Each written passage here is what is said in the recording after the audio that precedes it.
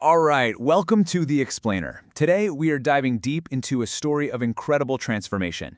We're talking about a nation that was once, literally, Europe's hermit kingdom, a fortress completely sealed off from the rest of the world, and how it became one of its most exciting, up-and-coming destinations.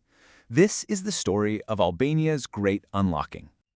Okay, let's just kick things off with a single number. But this isn't just any number. It's absolutely mind-boggling.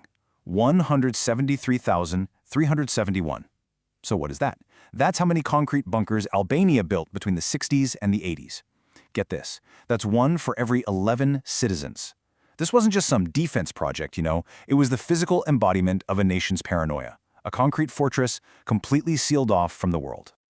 So to really get why they built this fortress, we've got to go back. We need to understand the foundation it was all built on. You see, Albania's history is this long, long saga of resilience, shaped by some of the most powerful empires the world has ever known. So just look at this timeline. It shows this relentless cycle, a constant pattern of foreign domination. You start with these powerful Illyrian kingdoms, then boom, Roman conquest. And after that, nearly 500 years of Ottoman rule. This constant struggle wasn't just about, changing flags on a map. It forged this really deep-seated desire for self-reliance and control. And that theme, that idea, would absolutely define its future, leading up to its independence in 1912. Now, in the middle of all this struggle, there's one figure who just stands out as this incredible symbol of Albanian resistance, George Kastrioti, but he's much better known as Skanderbeg. So, back in the 15th century, this guy united the Albanian principalities and led this legendary rebellion that held off the full might of the Ottoman Empire for a quarter of a century. I mean, think about that. To this day, he is the defining national hero. So all this history, right? This long, long fight against foreign rule, it kind of set the stage for one of the most extreme experiments in isolation the 20th century ever saw. And here's the irony. After finally gaining independence, Albania's very next chapter would be defined by a regime that locked the nation down, not from the outside, but from the inside. So after World War II, a communist leader named Enver Hoxha seizes control and he plunges Albania into this hard-line, 40-year-long dictatorship. His regime, it was built on this super strict interpretation of Marxist-Leninist ideology, and it was enforced through brutal political purges, the complete abolition of private property, and just this deep-seated, all-consuming paranoia of the outside world. And the regime's control, well, it reached a level that was just unheard of. In 1976, Hoxha actually amended the constitution to officially ban all religion. He declared Albania the world's first and only atheist state. Mosques, churches, they were systematically closed down, repurposed, or just flat out destroyed. And of course, religious leaders were heavily persecuted. So you can see how the regime just systematically severed every single tie to the outside world. Want to travel? Forbidden. Alliances with Yugoslavia, the Soviet Union, and even China, they were made, and then just as dramatically, they were broken.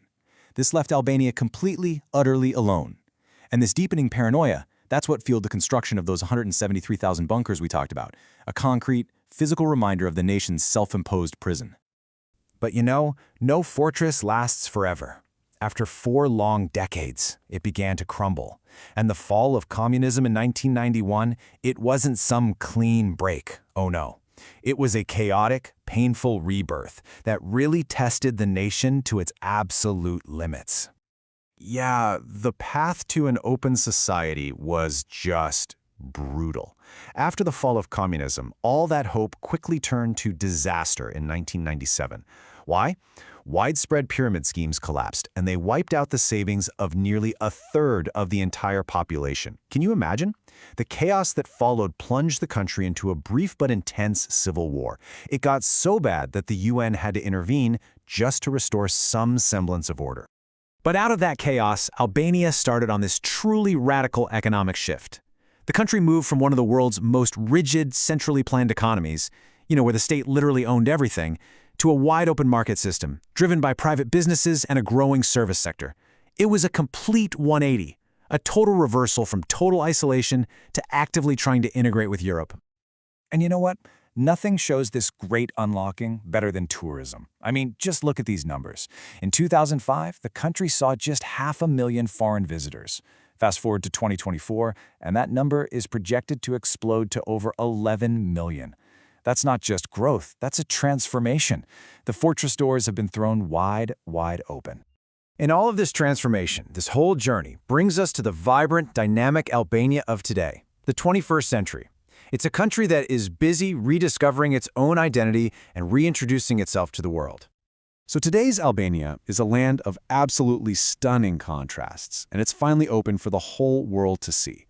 I mean, geographically, you've got the rugged, imposing Albanian Alps up in the north, and then you have the pristine, beautiful beaches of the Albanian Riviera down south. And politically, the contrast is just as stark.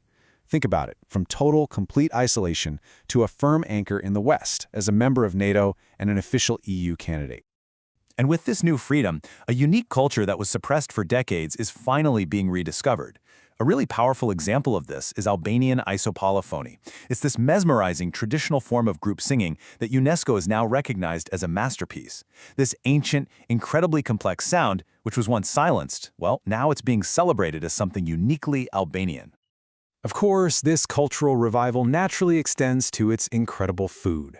For decades, its rich Mediterranean and Balkan heritage was a secret kept within its borders. But now, dishes like tave kosi and fergisi, well, they're offering the world a delicious window right into the country's soul. So, here we are, back where we began, looking at a nation that has completely redefined itself. It's moved beyond the bunkers, transforming these old symbols of isolation into a reminder of its incredible resilience. From Europe's forgotten corner to a beacon of rapid change, the story of Albania's great unlocking leaves us with one compelling question. What will the next chapter hold for this land of eagles?